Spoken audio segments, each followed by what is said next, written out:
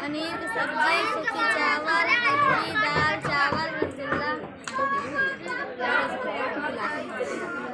तू कहाँ ले जाती है? हम कितना दाल एंड्रॉइड है। चुप रहा दे रहे गिलासवा खत्म हो गया। अरे गिलासवा खत्म हो गया, काट हुए हुए का झूठा हका ना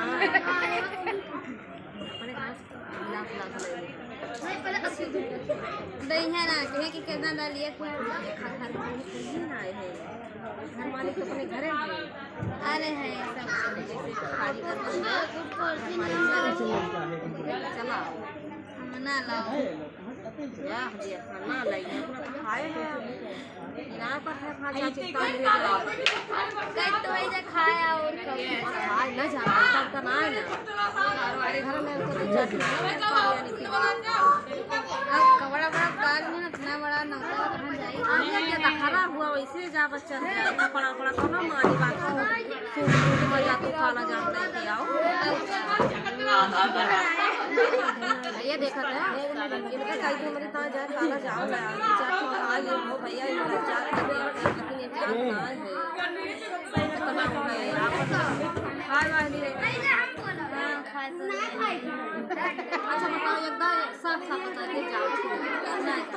ना जावा आज के बाद हमारा कट्टी हां ठीक खट्टी कहीं लेकिन जा ना सकते कट्टी कहने में जा ना सकते अब कपड़ा उतार दे तब ना जा सकते आधा तो कपड़ा उतार दे तो नाक रिश्तेदार चला गए के देखे हुआ नहीं का तब